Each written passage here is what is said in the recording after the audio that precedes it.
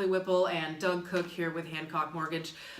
Again, we are back and we are feeding you guys some education. So last week I had Doug here. We were talking about what it takes to get your financing in order to be able to prepare a home. So with this series of videos, we want to get you guys the education that we feel you may not be getting. So we just wanted to let you know that we're going to be doing these videos, and if you have any questions, we don't care if you think they're embarrassing or just what you don't know, because what you don't know, and that's why we're here. So we invite you to bring us your questions, text us, comment, give us a call, whatever you want, let us know, and we can address them in later on down the line videos.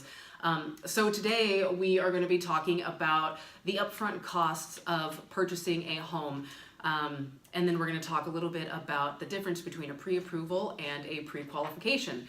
So first of all, upfront costs. Some people don't know that there are some things that need to be paid for before you actually own the home, which can be scary. So right out of the gate, I would talk to my clients about earnest money. And what is earnest money? So as an agent, when you write an offer, when we write a contract, which we'll talk about later, we want buyers to have a little bit of skin in the game. So because at that point, the buyers are really not held to the contract by, other than the verbiage, but there's nothing that shows that they're serious about it other than, hey, we're serious.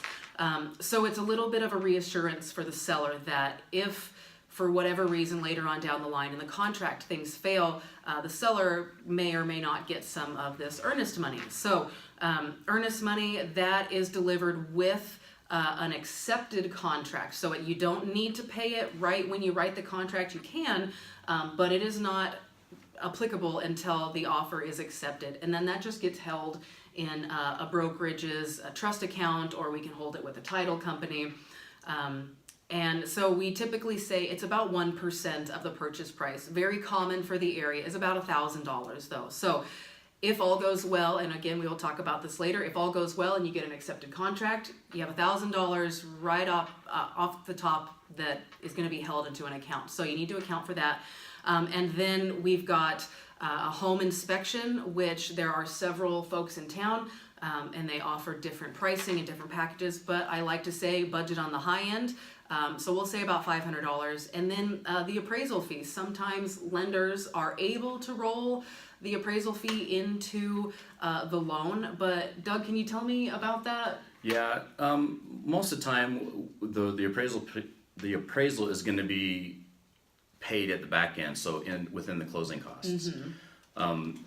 A lot of times, if you get seller paid concessions, if the seller helps pay for some of the closing costs, that will cover some of these upfront expenses. Mm-hmm.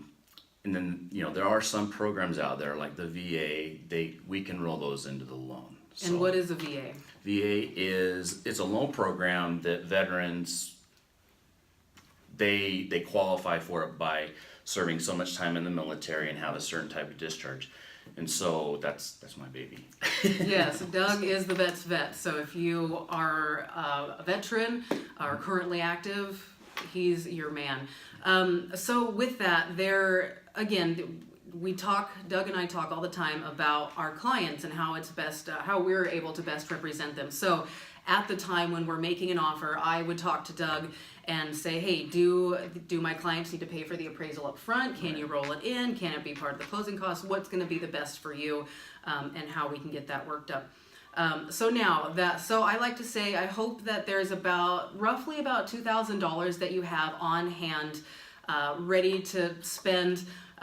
With that earnest money, I did forget to mention that money gets credited back to you on your home loan. So it's not just $1,000 out into the air. You do get that back at the end of the transaction. And I'm going to be honest with you guys because we are very raw and honest here, there is a chance that you could lose that earnest money.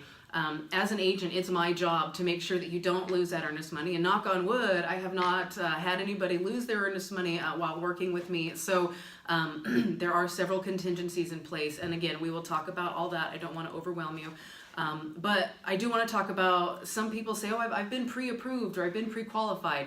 I know there's a difference, but Doug, can you let us know is the difference between a pre-approval and a pre-qualification. Yeah, it's kind of funny. In the lending world, there is a big difference between pre-qualify and pre-approval. Pre-qualify means the lender has just taken your word for it, right? So you go in, you talk to the lender, he would ask you how much you make, you tell him. There's no validation or verification with that documentation that we talked about last week. Yeah, So trust those but are verify. right, trust but verify. Those are pre-quals.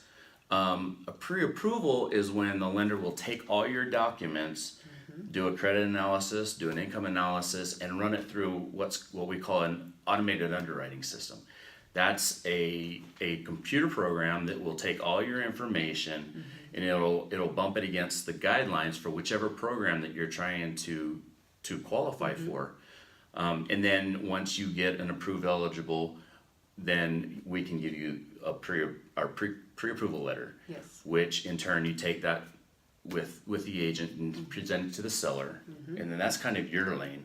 Yeah. But those are the difference between the pre-approval and the pre-qualification letter. For sure. So- And it is a very big difference. And I mean, I've had folks who we got a pre-qualification letter and we've submitted offers, but it's a lengthy process and people don't realize it takes 35 to 40 days, and most of that time is, and correct me if I'm wrong, it's the lender verifying that you are who you are, you make what you make, and what you told them up front is legitimately true. So again, lenders are giving you thousands and thousands of dollars. They want to make sure that you're good for it and you're going to pay them back. Yeah, so it's very important. Yeah, it's a pretty evasive process, and people get pissed off, and that's where I'm like, hey, you know, if I came to you and asked you if I could borrow $200,000, what are you going to expect from me to show that I'm good for it? It's the same thing. Exactly. And so there's one thing also that we haven't hit on that they need to be aware of. So there are programs, unless you're looking in rural areas,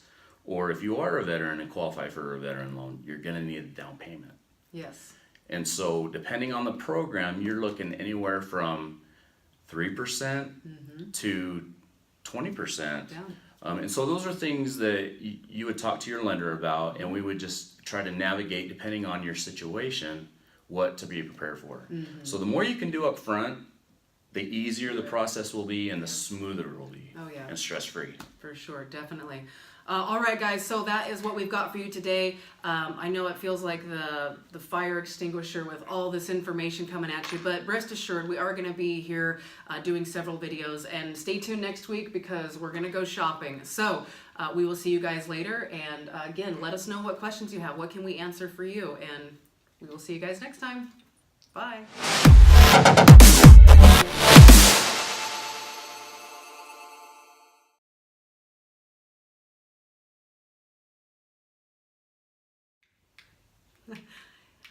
8 minutes later.